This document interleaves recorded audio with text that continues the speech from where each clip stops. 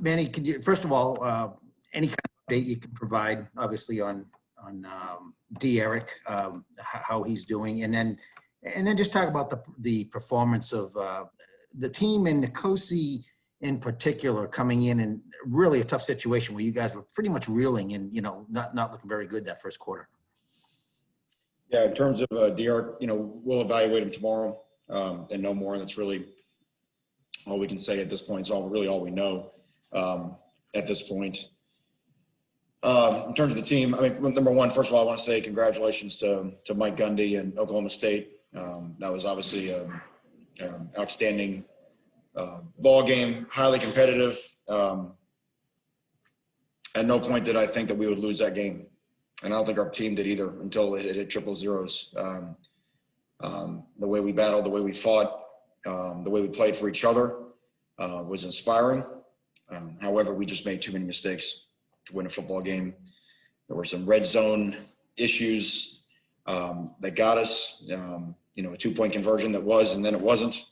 In a game when you lose by 3, a touchdown that was and then wasn't. Some of those things that took points off the scoreboard for us, and we ended up not being good enough to overcome. But we continued to fight, and the team rallied behind Nkosi, didn't flinch, and I'm proud for Nkosi the way he went in there and played hard. And so many guys that played well, but ultimately, like I said, too many mistakes to beat a good Oklahoma State team. Up next, we'll have David Furones from the Sun Sentinel. David, you can go ahead whenever you're ready. Hi, Manny. You said you weren't going to be waiting on any news regarding player decisions for next year, that you already knew, obviously, and are just letting the players announce. Do you think now D'Eriq's injury could change some decisions one way or another based on whatever feedback you get tomorrow? David, I wouldn't be able to comment on the intentions of our players, so I don't have an answer for you on that. Coach, our next question will come from David Wilson of Miami Herald. David, you can go ahead whenever you're ready. Hey, Manny. Going back to Nkosi, just kind of what impressed you most about what he did tonight, and just kind of generally for him. I mean, obviously you guys bring D'Eriq in, you name him the starter before the season, and it feels like there were times when he probably could have transferred or maybe even thought about it. I'm just curious, what were some of maybe your conversations like with him over the last year, and just kind of how happy – I know he obviously didn't get the win, but to have him get a chance like this and perform well? Well, when D'Eriq came on campus, Nkosi could have gone one or two ways. And I'll tell you, I mean, his last 12 months on our campus and who he has been in our program has been his best 12 months. And it's tough. It's tough to be the backup and you're waiting for your shot and you don't ever know. And so the fact that he got it on a stage like this in a bowl game and what he looked like to me is he looked like a guy that's played a lot of ball. He's been in a lot of big situations. And I think the team had confidence in him that we could move the football with him in there. And that's exactly what happened. Coach, our next question will come from Barry Trammell. Barry, you can go ahead whenever you're ready.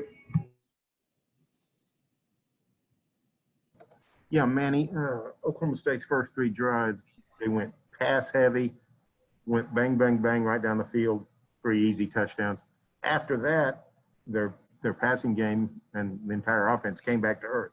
What happened early, and what did you guys do to sort of stop that offense? Well, I mean, there were obviously some adjustments that were being made. As you mentioned, I think we were a little bit caught off guard on how pass heavy they were compared to what their normal MO had been. But it just didn't look like in the first quarter, it's not that it didn't look like it. We didn't play defensively, and whether, again, it was just a lack of confidence from the game previous, which should not be, shouldn't be an excuse. But for whatever reason, it just took us a while to settle down, and we finally got to stop. And then we just relaxed and started playing. And we had a huge sudden change stop right before halftime. But it felt like the key point in the game was when we fumbled the punt. And it was a very close game.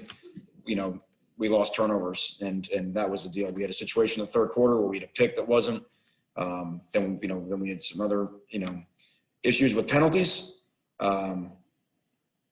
And then, and then they got the long drive there. And I think they were able to capture momentum back in the third quarter, which was important. Coach, our next question will come from Matt Rochelle of the Orlando Sentinel. Matt, you can go ahead and unmute when you're ready.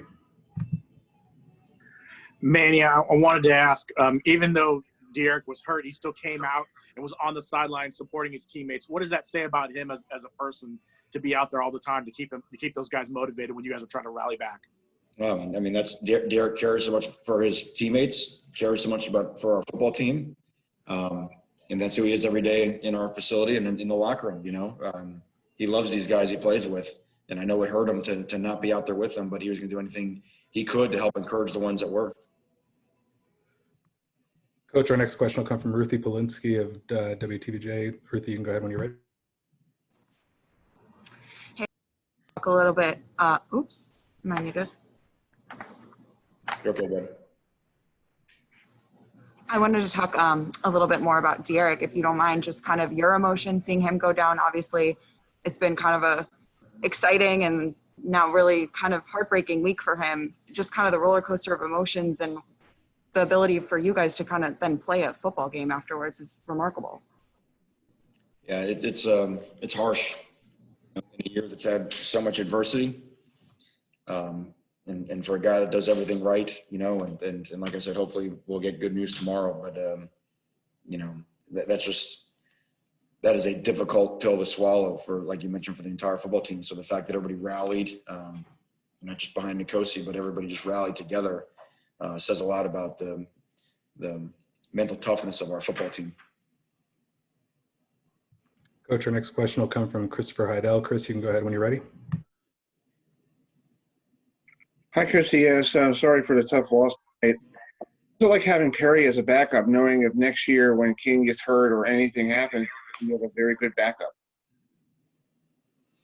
Yeah, well, like I said, we love our quarterback room, and not just Nkosi, but Tyler Van Dyke and Peyton Matoka, and then the addition of Jake Garcia. And we felt like that was one of the big things that we had to get right here at UM is get our QB room right, and just not just in terms of on the field performance, but off the field maturity level. And those guys have all done a really nice job. And like I said, I mean, we feel like where the future is of that position here at Miami.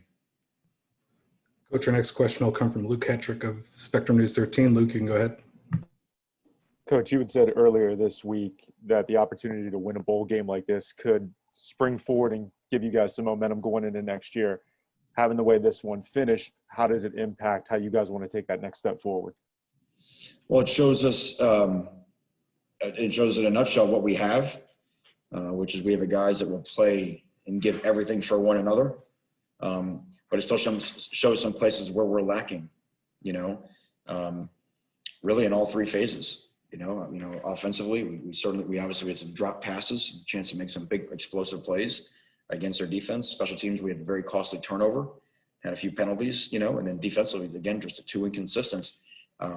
Looked dominant at times, which was encouraging to see, but then, allowed too many points for us to win a football game. So we don't run from this, and I told the football team, look where we were 12 months ago, so what do you do is you go get to work, you fix what you have to fix, and that sets the tone for the offseason program. And we talk about offseason starting, we basically told our team they've got 24 hours to feel bad about this. And even though you won't be back on campus until the end of January, it's time to get to work, and so I think that's an instant refocus for us. I'm proud of the players for improving our football program from where it was a year ago. I think we're at a different level than we were. We need to get there's another level that we need to climb to next year, and that will be the focus of our offseason program. Got time for one or two more for Coach. We'll take the next one from Manny Navarro, The Athletic, and then we'll do one more after that and get you out of here, Coach. Thanks. Hey, Coach. Curious, you guys obviously gave up the 21 points quickly on defense, but you made adjustments to slow them down. What specifically was working for you guys that was able to get you back in the game on defense?